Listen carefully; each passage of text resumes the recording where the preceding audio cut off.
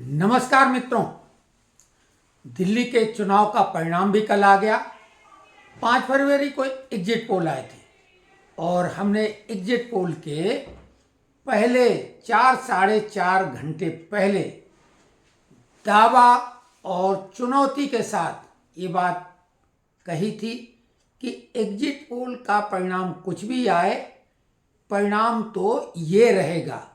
और इससे पहले जैसे ही चुनाव की घोषणा हुई, हमने उसी दिन वीडियो अपलोड किया और ये कहा कि जैसे कि पिछले 1.5 साल में जो भी चुनाव हुए हैं, और हमने उस पर अपना विश्लेषण, अपना मंतव्य, अपनी भविष्यवाणी जो भी की, वो किसी भी बड़े से बड़े चैनल, बड़े से बड़े पत्रकार या ज्योतिषी उनके मुकाबले में ज़्यादा बेहतर रहा है।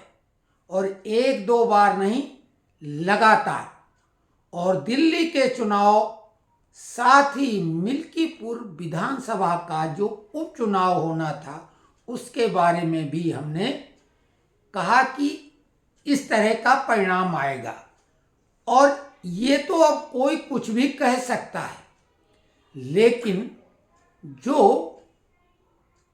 YouTube में वीडियो अपलोड हमने किए थे, उनमें कोई भी बदलाव नहीं हो सकता है। हालांकि हमारे चतुर्थ स्तंभ के और हमारे जो भी सुधी दर्शक और श्रोता हैं, वो तो ये बात अब समझ चुके हैं। शुरुआत में उन्होंने भी पूरी तरह से विश्वास नहीं किया।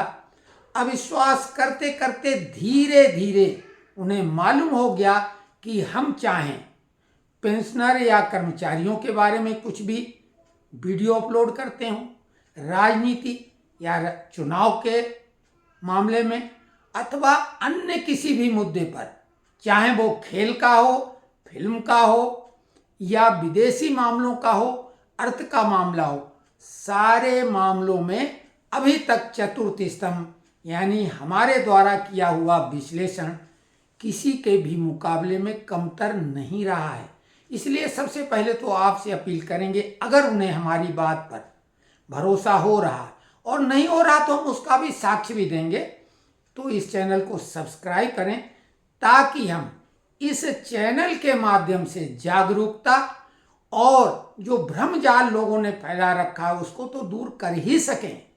साथ ही साथ में हमारी भविष्य की कुछ योजनाएं हैं, क्योंकि हमने विभिन्न क्षेत्रों में जो वीडियो अपलोड किए हैं, उससे हमने ये सिद्ध करने की कोशिश की है कि हम जो भी कहते हैं सोच समझ के कहते हैं और वैसा ही कुछ होता है। तो क्यों ना हम सब लोग मिलके जो भी इस चैनल से जुड़ेंगे, कोई ऐसा कार्य करें जो लंबे समय तक समाज के लिए कुछ उपयोगी हो, कल्याणकारी हो। और ऐसी हमारे पास अनेकों योजनाएं हैं। हमने उनकी शुरुआत भी की, लेकिन कम सब्सक्राइब होने की वजह से संभवतः उन लोगों तक वो बात नहीं पहुंच पाई, हम पहुंचाने में समर्थ नहीं रहे, जिससे जिनका हम भला करना चाहते थे उनका भला हो सके। अब बात करते हैं हम उस तथ्य का, और आपको प्रमाण दिखाएंगे कि देखिए, चुनाव की घोषणा जब हुई थी तो हमने किस तरह का वीडियो अपलोड किया था। आपको भरोसा होगा, करना ही पड़ेगा। तो वो हम अपलोड कर रहे हैं। ये मोबाइल हमने उठाया और ये देखिए, ये इसमें दिख रहा होगा आपको, या देखो इसमें दिख रहा कि नहीं। ये अब इसको हम वीडियो को खोल लेते हैं।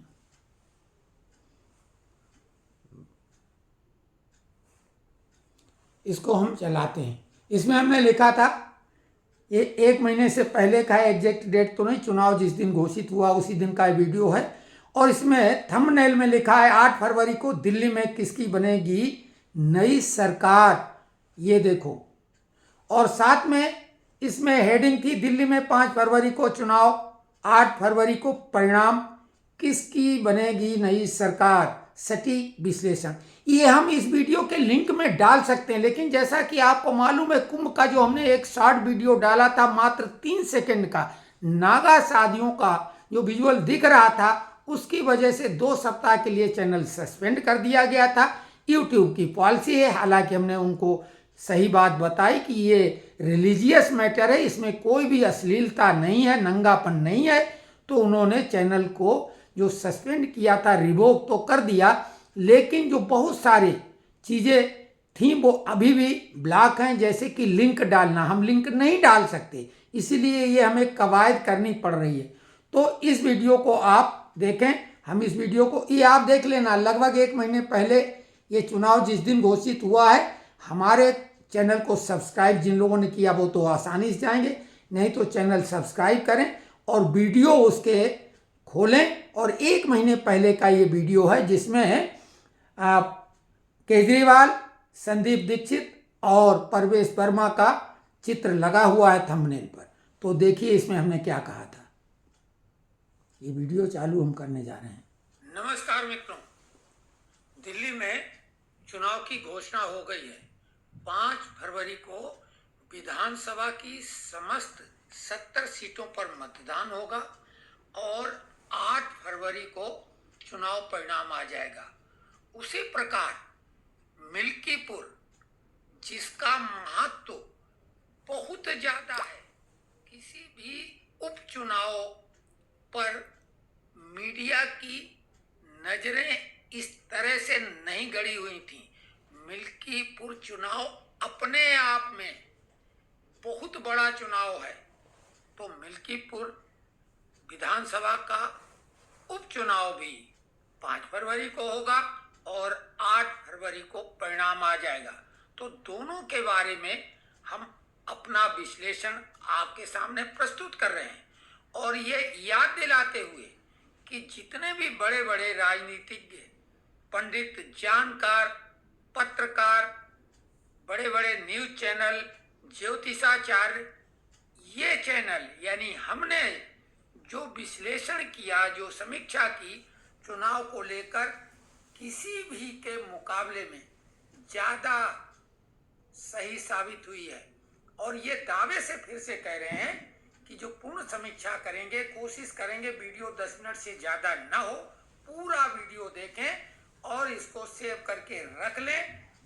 8 फरवरी को 5 बजे के बाद हम आपके सामने फिर आ जाएंगे और ये दावे के साथ कि जो हम बोलने जा रहे हैं लगभग वैसा ही परिणाम भी आएगा और वो कारण बता रहे हैं। केजरीवाल इतना चतुर व्यक्ति है। अब इस वीडियो में हमने डिटेल में बताया और जो कहा था अक्षरशः बिल्कुल वैसा ही हुआ। 8 फरवरी को हमने ये वीडियो आप देख लें। और यही नहीं, आपको दूसरा वीडियो दिखाते हैं। इसी के साथ में एक और वीडियो अपलोड किया था चुनाव की घोषणा के बाद में। ये आप देखें थंबनेल, ये थंबनेल दिख रहा है। तो इसमें हमने दिल्ली चुनाव का जबरदस्त रोचक विश्लेषण मात्र 2 मिनट में ये, और इसमें एक विशालकाय वृक्ष कटा पड़ा है और लिखा है कि बड़ा पेड़ गिरने से दिल्ली की धरती हिली। ठीक एक वीडियो बीच में है, दोनों वीडियो लगातार हैं। ये बाद में है उसके जो हमने पहले दिखाया। और नीचे कट्टर ईमानदार, पेड़ पे लिखा है कट्टर ईमानदार। और ये 2 मिनट का वीडियो ये चला देते हैं, सुन लो इसमें हमने क्या कहा था। एक रोचक ढंग से हमने इसमें बात कही थी। नमस्कार मित्रों, बड़ा पेड़ गिरता है तो धरती हिलती है। उस दिन भूकंप आ गया था दिल्ली में। एक बड़ा पेड़ गिर गया। चुनाव आयोग द्वारा दिल्ली में विधानसभा के चुनाव की घोषणा जैसे ही की गई 5 फरवरी को, एक बड़ा पेड़ गिर गया। हालांकि पेड़ गिरने की खबर 8 तारीख को मिलेगी, यानी 8 फरवरी को, लेकिन उसकी धमक तो आज ही सुनाई दी। दिल्ली एनसीआर में धरती हिल गई और रिएक्टर स्केल पर उसकी तीव्रता 6.4 मापी गई। तो इतना बड़ा पेड़ था। अंतर्राष्ट्रीय स्तर पर अमेरिका और कहाँ कहाँ की मैगजीनों में प्रशस्ति गान जिसके गाए गए हों।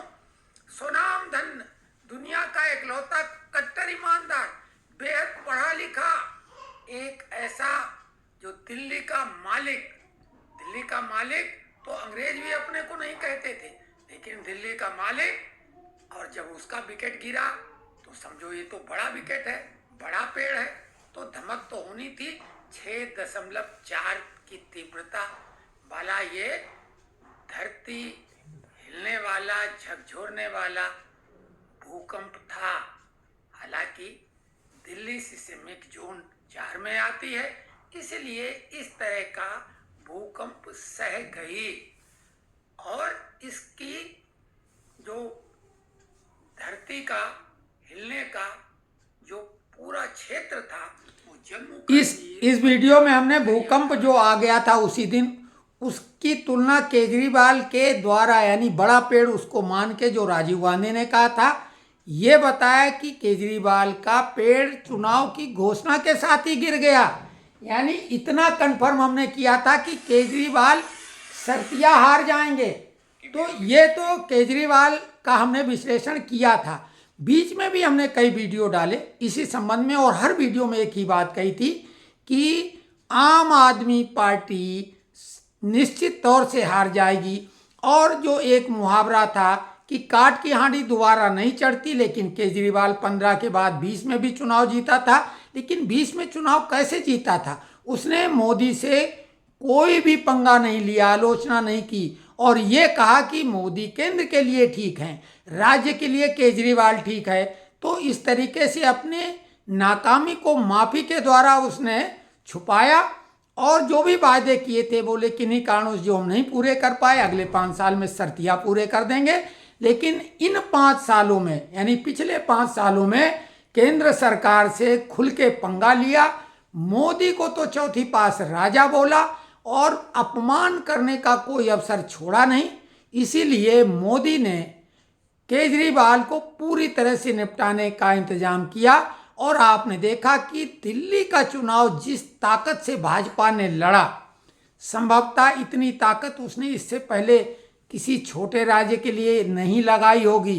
तरह तरह की जो घोषणाएं हुई, बजट भी जो स्पेशल आया, वो सब मिला के ये हुआ। लेकिन हमने ये सब समझ के ही ये भविष्यवाणी की थी कि केजरीवाल का द एंड हो जाएगा। यही नहीं, गुजरात चुनाव के समय हमने एक वीडियो अपलोड किया था जब इसने अपना जन्मदिन कृष्ण जन्माष्टमी बताया था। हमने उसी दिन कहा था इसका अंत आ गया है, इसका अंत होगा जेल में। तब जेल जाने की कोई बात नहीं थी। एक बात और बता दें कि आजसी कैसे जीत गई। अभी बड़े बड़े विश्लेषक बड़ी बड़ी बातें करेंगे। केजरीवाल के हार के कारण कई हैं, वो हम बता सकते हैं। एक तो ये महाकुंभ भी है जिसमें इन्होंने जाति का जो फार्मूला लगाया था, जनगणना फलाना ढिकाना डिवाइड एंड रूल वाला, तो सनातनी महाकुंभ जो रहा, इसमें जितने भी लोग जाते हैं, अभी तक 40 करोड़ लोग जा चुके हैं, किसी की जाति नहीं पूछी गई। तो अनुमान लगा लो सनातनी लोगों की ये एकजुटता, महाआस्था का ये महापर्व भी, हालांकि इन्होंने षड्यंत्र रचे, 3 बार आग लगी, भगदड़ मची, और उसको बढ़ा चढ़ा के इन लोगों ने कुछ अपने खरीदे हुए मीडिया के दलालों के द्वारा प्रचारित भी करवाया, लेकिन आस्था को डिगा नहीं सके। लोगों को मालूम है कि इतने बड़े आयोजन में इस तरह की घटनाएं तो छुटपुट ही कहलाएंगी, लेकिन सरकार ने तुरंत संज्ञान लिया। लोगों को जो घायल हुए थे उन्हें उन्होंने तत्काल अस्पताल पहुंचाया, उसकी व्यवस्था पहले से थी। तो ये तो सब हुआ ही। लेकिन अब जो है केजरीवाल के हार के जो कारण उनका मुख्य रूप से अहंकार था, और जो टाइम्स नाउ नव भारत ने शीश महल का जो स्टिंग ऑपरेशन किया था वो बहुत बड़ा कारण रहा, साथ में स्वाति मालीवाल, और इन सब पहलुओं पे हमने प्रकाश डाला था कि इन कारणों से हारेगा, क्योंकि केजरीवाल की साख अब हो चुकी है राख। काठ की हांडी जल के तो कोयला हुई, वो दोबारा चढ़ा ली थी, माफ़ी मांगी थी, लेकिन 2020 चुनाव के बाद में अब उसकी साख पूरी तरह से खत्म हो गई। महाभ्रष्टाचारी के आरोप लग गए, लिक्विड स्कैम वाले लग गए, और ये तो सब अब हो ही गया है। एक चीज़ और बता दें कि आजसी इसलिए जीत गई क्योंकि जब आजसी मुख्यमंत्री बनी तो एलजी सक्सेना साहब ने क्या कहा था कि केजरीवाल से आजसी 1000 टाइम बेटर काम कर रही है, 1000 गुना बेहतर काम कर रही है। तो एलजी ने जब तारीफ की, वो भी इतनी बड़ी, स्वाभाविक है आजसी को उसका फायदा मिला। और मुख्यमंत्री थी, अपने क्षेत्र में महिलाओं के साथ जुड़ के उसने जो पहले ही दौर में महिलाओं से फॉर्म भराए, और एक मुख्यमंत्री की आभा होती, ग्लैमर होता है, तो महिलाओं में लोकप्रियता बढ़ी। हालांकि हारते हारते जीती, लेकिन उसकी जीत का कारण एलजी साहब द्वारा उसकी प्रशंसा किया जाना मुख्य कारण रहा। और चूंकि मुख्यमंत्री थी, अपने क्षेत्र पे पूरी ताकत झोंकी। कल उन्होंने जश्न मनाया, केजरीवाल के जले पे नमक छिड़का। और अब ये बात हो गया कि झाड़ू जो सफाई करने के लिए सबसे उपयोगी होता है, लेकिन जब वही झाड़ू उपयोग के बाद में बिखरता है तो वो खुद अपने आप में बहुत बड़ा कचरा बन जाता है। यानी जो झाड़ू इनका सिंबल था भ्रष्टाचार और गंदगी को साफ करने का प्रतीक, वो खुद बिखर के सबसे बड़ी गंदगी और सबसे बड़ा भ्रष्टाचार का प्रतीक बन गया है। अब क्या होगा, एलजी साहब ने आदेश जारी कर दिया है, सेक्रेटेरिएट में कोई भी कागज इधर से उधर नहीं हो सकता, कंप्यूटर से भी कोई डाटा इधर से उधर नहीं होगा। एसआईटी गठित कर दी गई है और कैग रिपोर्ट जिनको ये टेबल नहीं कर रहे थे उनको टेबल करवाई जाएंगी। और ये बात हमने पहले कही थी, वो अब सत्य होगी कि केजरीवाल का द एंड जेल में होगा। जेल जाने से अब कोई नहीं बचा रहा। एकमात्र जो डूबते का सहारा अभिषेक मनु सिंघवी थे, कांग्रेस से पंगा लेकर इन्होंने वो रास्ता भी बंद कर लिया है। अभिषेक मनु सिंघवी, क्योंकि कांग्रेस का जो इस चुनाव में इनका दुराव हुआ है उसका असर, और डूबते जहाज को तो चूहे भी छोड़ते हैं, तो अब कांग्रेस को मालूम हो गया है कि इनको तो जेल में जाना है। साथ में इंतजाम तो कांग्रेस का भी है, सोनिया और राहुल का भी, दोहरा 13 इंतजाम है। लेकिन अब वो तो बात की बात है। अभी तो केजरीवाल के इस एक मायावी राक्षस का अंत का ये बिल्कुल आखिरी दौर चल रहा है। कितने दिन ये बाहर रहते हैं ये देखने की बात होगी। तो ये हमारा विश्लेषण था और डिटेल में इसलिए बताया ताकि हमारे चैनल पे आप भरोसा कर सकें। केवल चुनाव या राजनीति पे नहीं, जितने विषयों पे हमने वीडियो अपलोड किए हैं सभी पे हमारा ये दावा है। आप विजिट कर सकते हैं हमारे पुराने वीडियो पे। और कमेंट्स में जो लोग लिखते हैं कि इस सब्जेक्ट पर वीडियो अपलोड करो, हम उसी सब्जेक्ट पर वीडियो अपलोड करते हैं। लोगों से फ़ोन पे बात करके भी उनकी समस्याओं का समाधान करते हैं। तो नमस्कार, जिन लोगों ने यहाँ तक वीडियो देखा उनको धन्यवाद।